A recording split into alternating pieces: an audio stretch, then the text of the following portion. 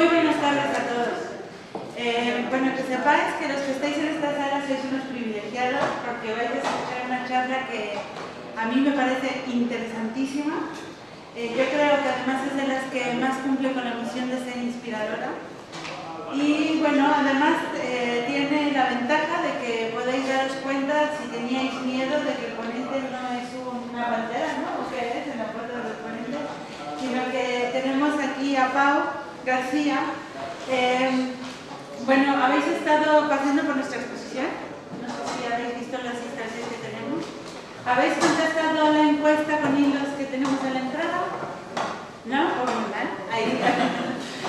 Os recomiendo hacerlo porque contestar la encuesta es una experiencia que es interesante. Es una forma de ir formando, o sea, viendo cómo los datos o las preguntas que vas contestando de los datos van formando un patrón y cómo vas viendo tu lugar en la sociedad y además vas dibujando entre todos lo que el tejido de la sociedad que finalmente somos.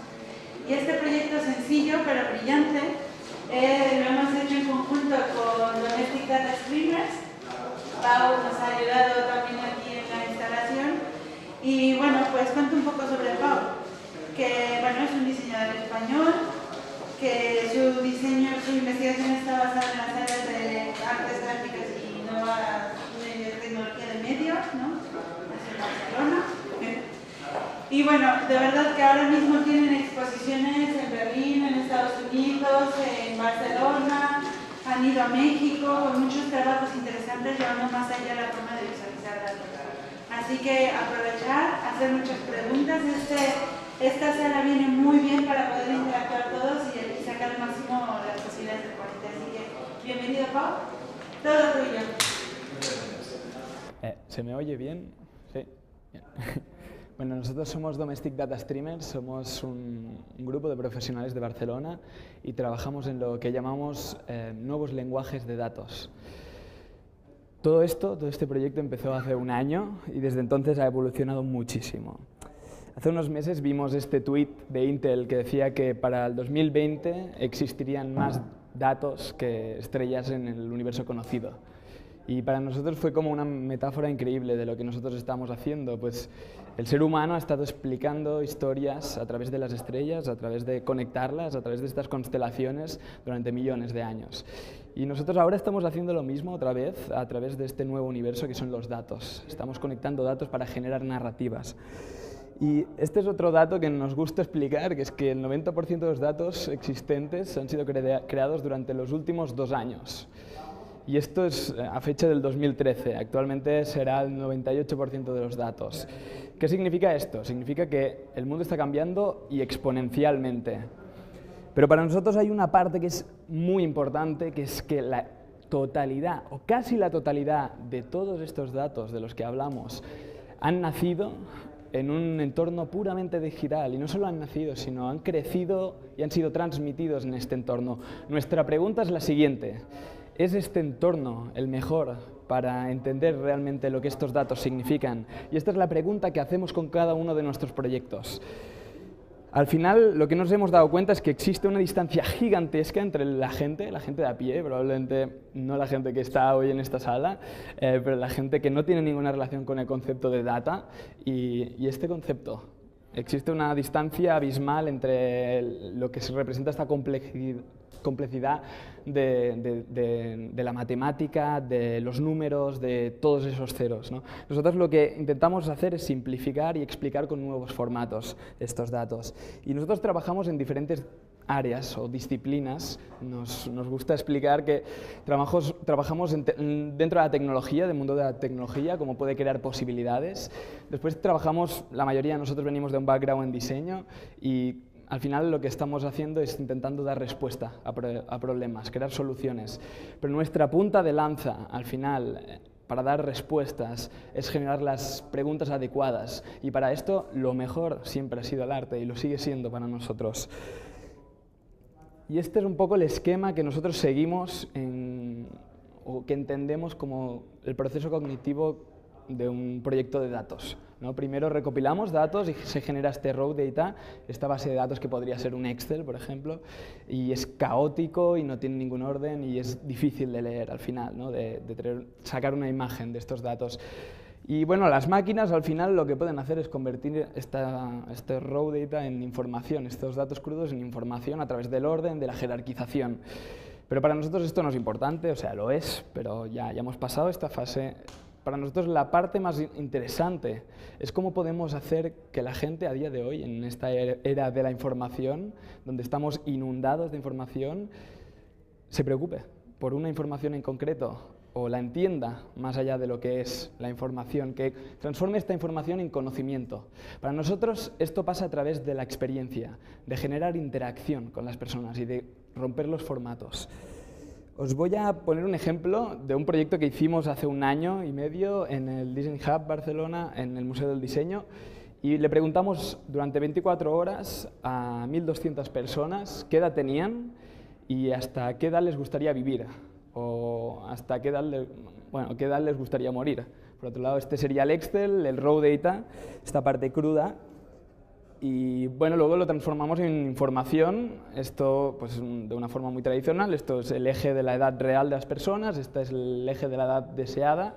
Como podéis ver, los niños pues desean 140, 120, a medida que van creciendo se dan cuenta pues del sistema sanitario español y pues se va estabilizando un poco más en los 80, 90, van siendo un poco más realistas, hay un pequeño hub en los 20 que quieren morir en los 27, el club de los 27, pues Amy Winehouse, toda esa gente, ha inspirado a los jóvenes a morir más joven. Y sin embargo, cuando llegas a los 70, pues hay esta pequeña curva hacia arriba, pues si llegas a los 70 quieres a los 80, si llegas a los 80 dices, bueno, va a los 90, y así sucesivamente hasta que ya no queda ninguno. Aquí a los 100 ya no llegamos a entrevistar a nadie. Y esto sería al final una visualización estándar, tradicional, como las que conocemos. ¿Y cuál es el rol o el papel del comunicador, diseñador en todo este proceso, en los 3 siglos que llevamos de diseño de la información? Pues ha sido aplicar las herramientas que tenía el diseñador, tales como el color, como el equilibrio, como las tendencias, tipografía, etcétera, para hacer esta información más bella, más accesible a la gente. Y nuestro proyecto intenta ir un paso más allá. Nosotros no decimos que hacemos infográficos, sino que hacemos infoexperiencias, que queremos ir más allá del 2D, queremos ir más allá del 3D, queremos generar cosas que no estén ligadas a una imagen puramente. Entonces, este vídeo que voy a poner ahora es el proyecto, es la visualización de datos que hicimos con estos datos sobre la muerte en Barcelona.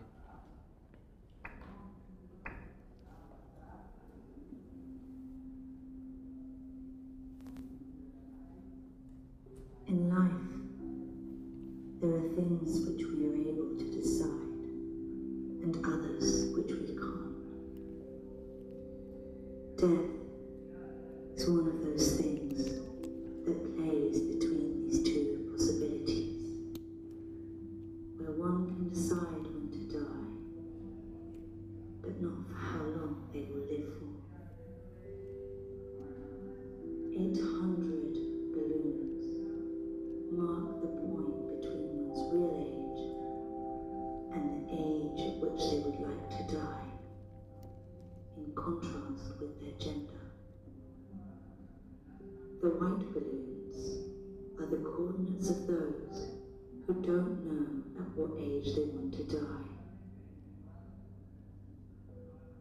whereas the black balloons are the coordinates of those who do know at what age they want to die. A volatile and ephemeral peace that questions our desire to live, and an irrefutable end of a journey, or in other words, a lifeline. Esta es la instalación, como quedó al final. Básicamente habían 2 retículas, una para hombres y otra para mujeres, donde se mostraba a tiempo real, a medida que la gente iba contestando las preguntas, los datos sobre todas estas personas. Y fue un experimento, como la mayoría de proyectos que hicimos al principio, pero nos dimos cuenta de bastantes cosas.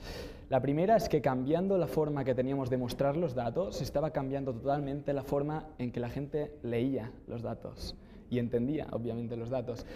Desde una lectura individual a la que estamos acostumbrados, desde nuestros móviles, nuestros ordenadores, nuestras pantallas, en nuestra casa, en un entorno individual, a un espacio colectivo, un espacio donde no era simplemente un espacio para compartir datos, sino un espacio de discusión, donde se generaban conversaciones entre personas, donde la gente se podía comparar sus propios datos con los de los demás.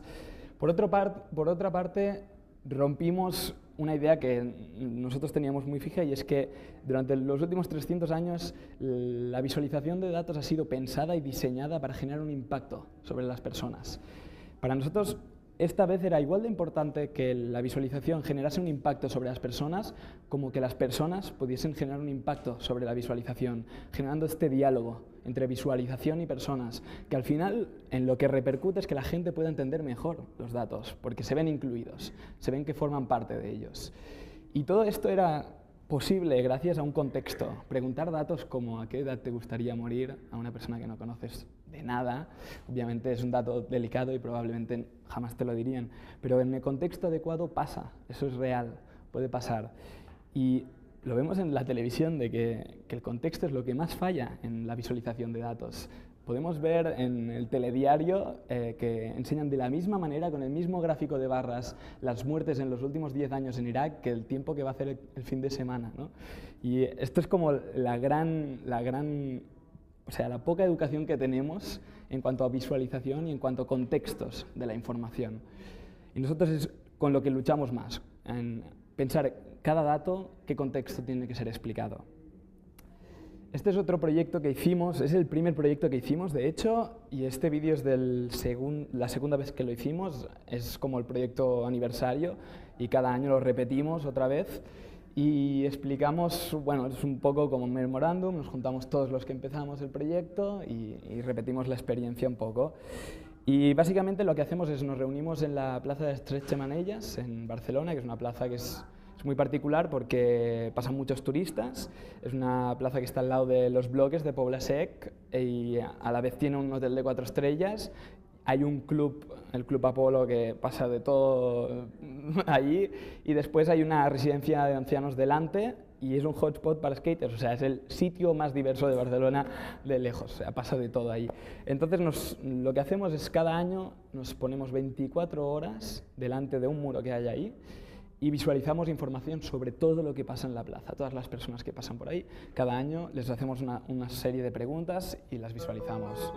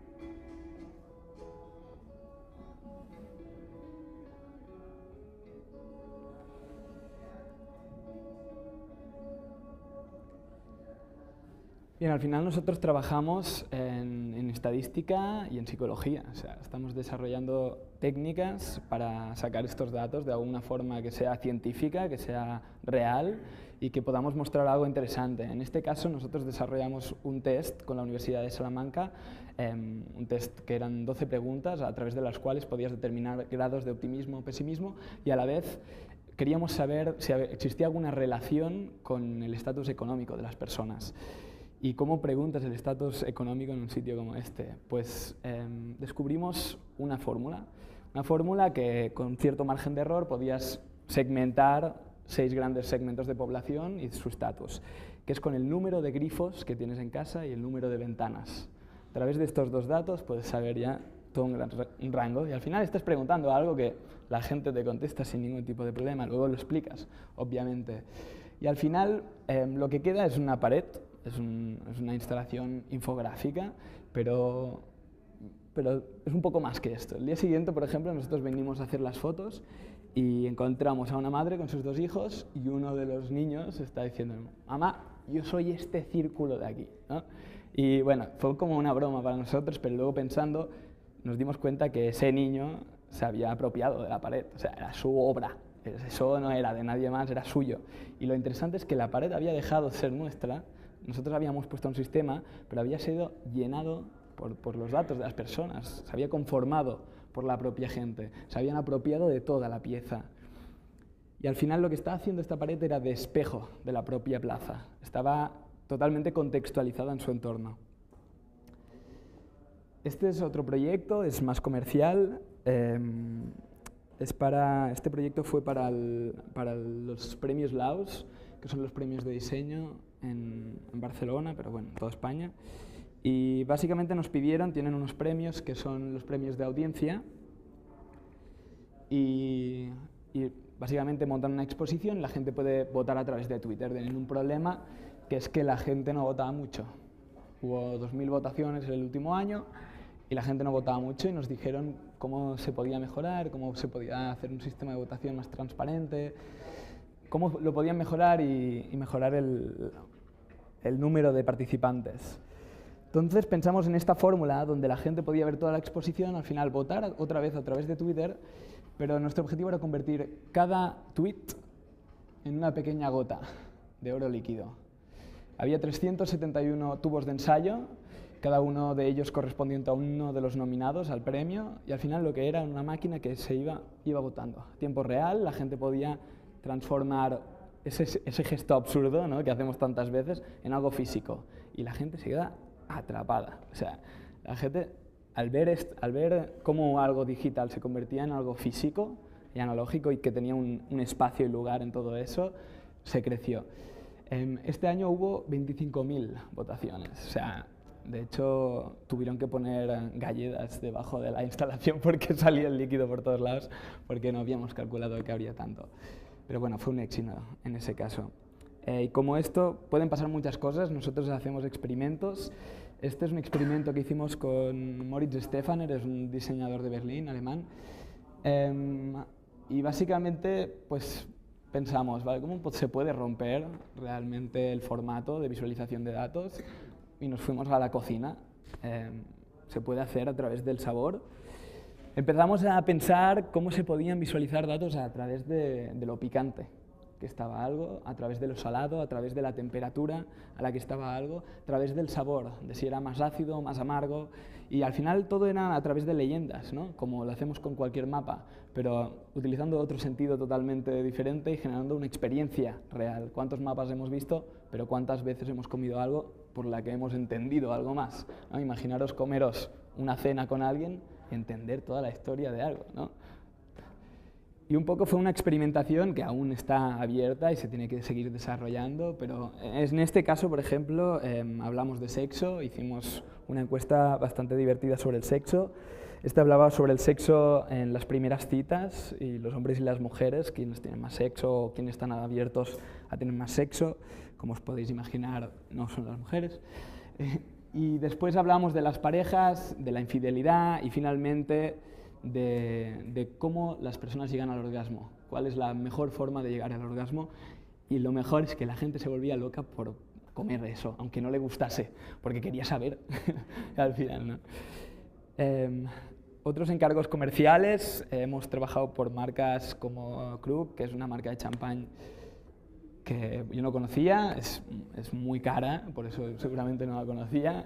Y bueno, cada año presentan su nueva botella, que es el Gran Cuvée del año anterior, y bueno, tiene una particularidad este champán que que es que lo hace como una especie de perfumista. Es un tío que se recorre toda Francia, hay 400 vinos diferentes y es el único champán en el mundo que se hace juntando diferentes champagnes. Hay diferentes vinos de diferentes zonas de Francia. Entonces esto es la gran particularidad y lo quería mostrar en un formato diferente. La primera propuesta que hicimos, era una especie de trayecto de exposición, fue esta pieza, donde nosotros lo que hicimos fue hablar de los 12 meses en que este vino se había generado en las viñas y el entorno natural en que había pasado todo esto. Habían 12 cerámicas hechas con óxidos naturales todas, y cambiando el color de estas visualizamos las temperaturas de las viñas a lo largo de los meses. Y por otra parte, cada bol tenía agua, y lo interesante es que cuando tú tocabas esta agua podías oír el ruido de la lluvia que había hecho ese mes en ese sitio. Al final lo que estamos haciendo es visualizar otra vez datos, números. Eran números todo esto que nos pasaron en un Excel, convirtiéndolo en una experiencia real, en algo que la gente que se convirtiese en algo memorable realmente. Lo interesante es que a través de pequeñas interacciones, como por ejemplo poner una nota musical al principio, lo que hacíamos es que la gente jugase con los datos y empezase a entender la relación que había entre mayo y septiembre o que había entre enero y diciembre, ¿no? Que de otra manera no hubiesen conectado de ninguna manera. De la misma manera hemos hecho instalaciones más estáticas. Esta es otra parte de la instalación donde hablamos de todas las anotaciones que habían sido necesarias para desarrollar el Gran Cuvée. Había 80.000 papeles y al final lo que estás haciendo es otra vez llevar a un espacio físico una unidad, que es un folio, ¿no? y acercarlo a algo que es cotidiano y doméstico, de aquí nuestro nombre. De la misma manera nos gusta bastante torturarnos y los procesos repetitivos, y hicimos una especie de mandala con montañas exactamente iguales todas, hechas de arena, donde visualizamos todas las viñas de Francia, de dónde se habían sacado cada vino que se había utilizado y durante qué años se había estado haciendo este vino. Os voy a enseñar, sí, este proyecto de Balance of Fabric. Este vídeo no lo hemos enseñado aún. Sí, este sí. A ver.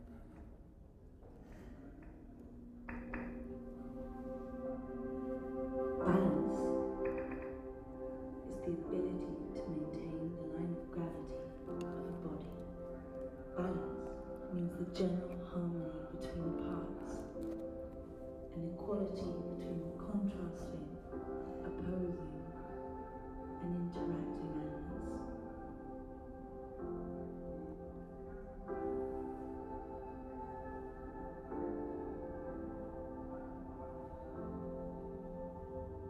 The Balance of Fabric is an interactive installation that finds out the impact that your clothes have during their life, considering manufacturing, commercialization, and use. The impact on people and on Earth. Highlighting the consequences of simple decisions, like choosing the clothes we wear.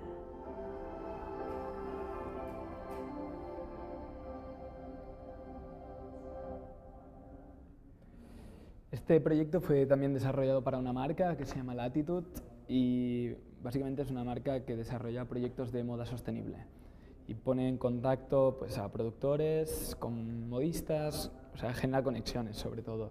Entonces, para el evento inaugural de la empresa nos pidieron que si éramos capaces de desarrollar un sistema en el cual la gente pudiese ver la sostenibilidad de la ropa que lleva en ese mismo momento. Entonces, a través de una serie de preguntas, bueno, hicimos todo un decálogo de preguntas, estas solo son unas. Al final lo que hacíamos es que al contestar todo esto a través de un iPad, hubiese una tela gigantesca que de forma infográfica te explicase cuál era tu grado de sostenibilidad en la escala de Latitude. Y a la vez podías ver a través de estas piedras la acumulación de personas que habían tenido el mismo exacto grado que tú. Y hicimos otro experimento, porque una de las cosas que más nos gusta es analizarnos a nosotros mismos ya. Y queríamos analizar el impacto que tenía esta pieza sobre la gente, sobre el público que la venía a ver. Entonces hicimos estas preguntas, que era una pregunta que hacíamos al principio y una pregunta que hacíamos otra vez al final de la instalación, que era ¿cuánto orgulloso estás de la ropa que llevas? Y bueno, esto es como podéis ver, el gráfico azul muestra el orgullo inicial y el gráfico rojo de las mismas personas habla del orgullo que tenían cuando acabó toda la instalación, toda la experiencia. Y con esto entendemos básicamente que ejercemos una influencia terrible sobre las personas en cuanto a explicar algo, a narrar algo y cambiar la percepción que tienes sobre una idea, sobre una concepción. Este es el último proyecto que os enseñaré, es Sandfalls. Es una instalación que fue comisariada para una exposición que ahora actualmente está aquí en Madrid, es el Big Bang Data, está en la Fundación Telefónica, creo. Y en el caso de Barcelona lo hacían en el CCCB, que era un espacio mucho más grande, que había más piezas y pues, tenían más ganas de hacer algo más experimental y probaron de preguntarnos algo, que era cómo podíamos conocer, cómo podíamos cuantificar el impacto que tenía una obra de arte sobre el público durante 7 meses de exposición que se iba a hacer. Y pensamos en una idea, que era a través de unas cámaras Kinect, traquear todas las caras de todas las personas que había en una sala y ver cuánto rato pasaban estas personas delante, mirando directamente 5 obras de arte diferentes que están en el mismo espacio, en un contexto neutro. Entonces, esto era la idea, esto fue un esbozo, un primer esbozo, como podéis ver, esta es la sala de exposición, diferentes obras y hay unos sensores que detectan pues, qué personas están mirando qué pieza. Y por otro lado, tenemos pues, un aparato de visualización que te enseña pues, todas estas piezas. Hay una cosa que a nosotros nos gusta mucho enseñar y que normalmente queda escondida detrás de la finalidad del proyecto, detrás de lo que es la obra final, la pieza final, la instalación, que es el proceso. A nosotros nos encanta ser transparentes en esto y enseñamos pues, cómo hacemos las cosas también. Este es un vídeo que enseña el proceso de producir esta pieza final que hicimos de visualización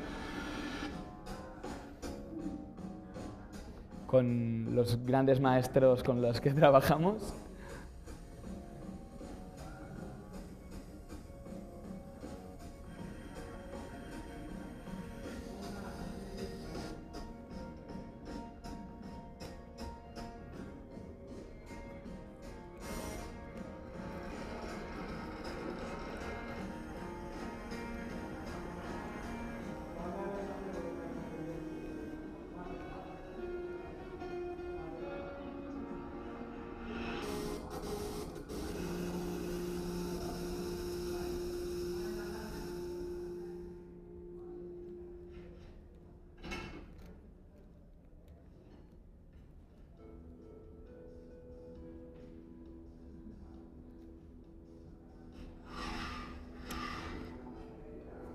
Estos personajes, bueno, Paco tiene una mano que es como 6 de la mía, pero puede hacer piezas de ingeniería mínima. O sea, es absolutamente perfecto este personaje.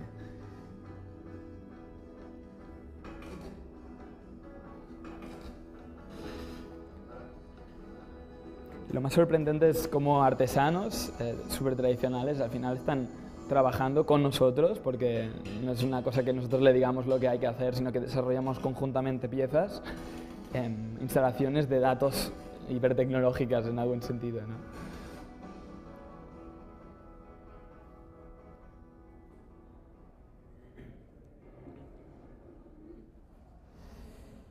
Y esta es la instalación final que hicimos, son 5 relojes de arena que ahora os voy a poner aquí. Os voy a enseñar. A ver si se enciende. Uy.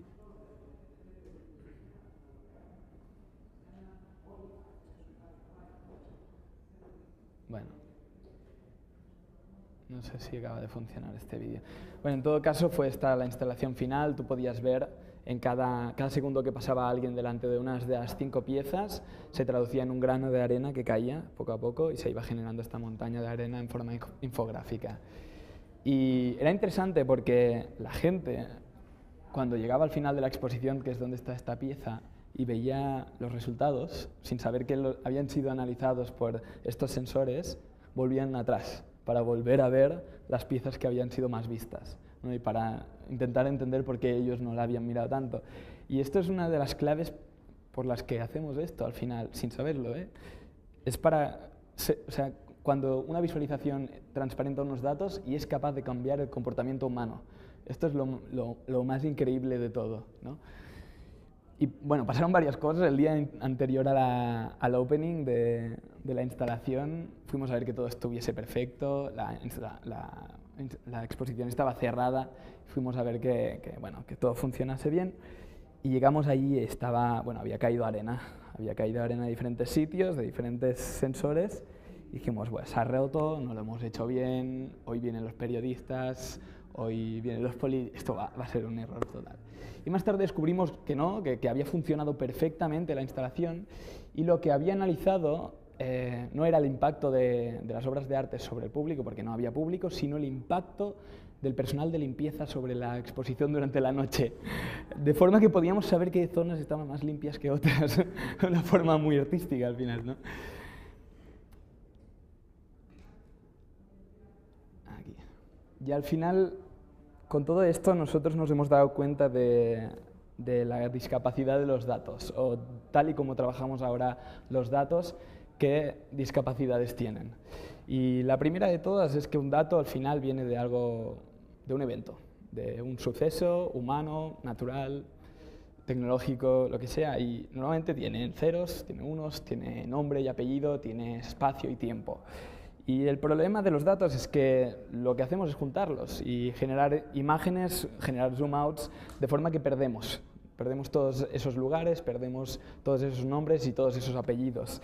Y al final lo que pasa es que nosotros generamos una distancia gigante entre lo que es la realidad y lo que es la realidad que percebemos delante de algo.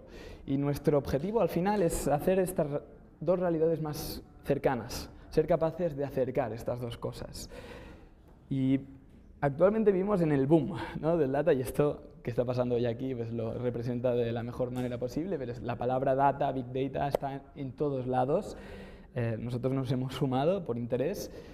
Antropólogos, sociólogos, filósofos se hacen películas sobre los datos, ¿no? Y al final nos damos cuenta que siguen existiendo muchas cosas que nos han explorado, y más aún en el apartado de visualización o cómo tenemos que entender estos datos. Y es que al final, desde la literatura, al arte, a las películas, al cine, hasta los eventos históricos más importantes, porque nos preguntamos por qué han sido importantes. No han sido importantes por lo que han sido, sino por cómo han sido explicados. Y de nuevo estamos en un momento en que si en el siglo XIX, hasta el siglo XIX, la cultura se podía leer a través de la literatura, por ejemplo, y en el siglo XX era la televisión y el cine, en este siglo XXI podemos decir que la mejor forma y la más exacta es a través de una base de datos. Y de verdad queremos leer la historia, queremos leer lo que está pasando actualmente a través de una base de datos. ¿Es esta la mejor manera de que algo trascienda? Y hace 2-3 años fui a visitar Birkenau, Auschwitz, es un campo de concentración, os conoceréis, y hubo una pieza, una instalación en concreto que me impactó de forma infinita, y es esta instalación, no sé si la habréis visto, si habéis estado allí. Es un pabellón que lo han dejado un poco como estaba, lo tenían como almacén y han guardado, pues, esto es pelo humano de las últimas víctimas del Holocausto, y bueno, básicamente los nazis utilizaban este pelo para hacer trajes militares, y cuando llegaron los rusos lo dejaron ahí como muestra de lo que había pasado, como un testimonio. Y básicamente decidieron dejarlo ahí como parte del museo, como parte de lo que era la esencia. Y ver esto, o sea, cuando yo estuve delante de esto, me di cuenta que esto trascendía muchísimo más que cualquier libro, que cualquier cifra, que cualquier película que hubiese visto hasta entonces. Esto eran números de verdad. Esto eran números que podías tocar, que los tenías tú en tu cabeza, estos números, ¿no? Era una forma mucho más cercana de acercarte, no solo al contexto cultural o a tu background como ser humano, sino ya a contextos más incluso religiosos, en el caso de los judíos con el pelo. Y no hay que ser tan dramáticos de cara a visualización. Podemos observar esto en muchos sitios. Esto es el stand de Space, que está, bueno, paso por ahí yo siempre cuando voy al pueblo, y de pequeño pasaba por ahí. Y tiene una particularidad, que es que tiene una ermita en el centro, y es esta ermita de aquí. Y de pequeño, pues yo me volvía loco, porque a veces la ermita estaba así, a veces estaba así, y a veces pues directamente no la veías. Y para mí, como un niño de 3-4 años, era como el mayor infográfico de la historia. Yo entendía de una forma totalmente natural lo que estaba pasando. Entendía que si estábamos así, estábamos jodidos. No había agua para nadie. Mientras que estábamos así, es que había llovido muchísimo. Y estos son ejemplos que hemos ido encontrando. Después, por suerte, con los viajes que hemos podido hacer, los sitios donde hemos podido ir, hemos descubierto fenómenos que repiten diferentes sistemas, ¿no?, que nosotros estamos utilizando. Esto, bueno, son dos personas sin techo que conocimos en Venice Beach, cerca de Los Ángeles, y utilizaban este sistema, ¿no? Bueno, pues decían, ¿de qué religión es la que se preocupa más con la gente con nosotros? La gente tiraba los dólares como locos. O sea, querían decir lo suyo, ¿no? Que la gente quería participar porque quería dar su opinión, querían ver su dato representado allí de esta manera. Era sorprendente, la Jedi ganaba bastante. Y bueno, en otros viajes conocimos a personajes muy particulares. Este es un veterano de guerra y nos contaba que durante 10 años estuvieron se llama Cost of War. Sí, Cost of War es una organización americana que básicamente lo que hace es explicar con todo el dinero que se invierte en la guerra, qué se podría hacer en Estados Unidos. Y durante 10 años han estado trabajando en esto. Y hace 2 años nos contaba que empezaron a hacer este tipo de instalaciones en playas, en sitios vacacionales para la gente. Y en estos 2 años han tenido más de 100 veces el impacto que durante los últimos 10 años, por el hecho de descontextualizar los datos de los números de un entorno opresivo o de un entorno de ciudad o de un entorno en el que podían sorprender finalmente a las personas, con datos de una forma mucho más física, mucho más real, que la gente se podía pasar entre ellos.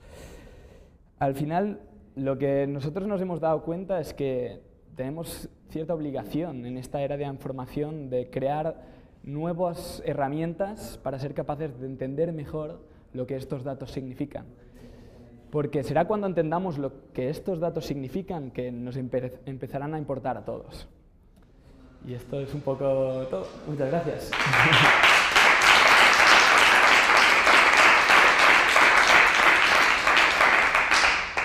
Si alguien tiene alguna pregunta, cualquier recomendación. Tienes que leer este libro. Vosotros trabajáis, pero claro, también digo que estos son proyectos para empresas, digamos, cualquier proyecto tú debes centrar. Lo veo como que no es un proyecto que diga, oye, me gusta promocionar algo. O sea, trabajáis entiendo que con empresas son proyectos que llevan 2 o 3 meses, probablemente. Pero claro, desde fabricar eso es alguien que... Mira, ¿trabajáis algún proyecto más pequeñito, por decirlo así? Sí, nosotros tenemos 2 líneas de actuación, una es más comercial, como habéis visto, otras no. Otras son más artísticas, donde hay un discurso que es nuestro, es propio, y es el que a nosotros nos gusta explorar. Y este año hemos apretado muchísimo, ahora llevamos 22 proyectos hechos en 1 año y 3 meses, o sea, a veces hemos hecho 3 proyectos en un mes. Depende mucho. Ahora estamos intentando también dar más espacio para mejorar también la calidad, sobre todo la calidad en nuestras vidas. Y sí. Bueno, hay empresas que no son empresas, que son ONGs. De hecho, ahora justo hoy vengo de una reunión con Oxfam para empezar un proyecto. En Barcelona también hemos trabajado con instituciones culturales que no son, pues, como os podéis imaginar, instituciones culturales ricas. Y luego sí, claro, hay una parte comercial, pues que sí que lo es. Esto depende mucho de cada encargo, de cada proyecto y de nuestras inquietudes del momento.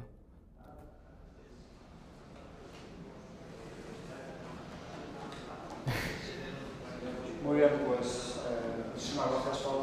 Ha sido muy inspirador lo que he podido ver en Twitter y aquí. Así que muchas gracias también a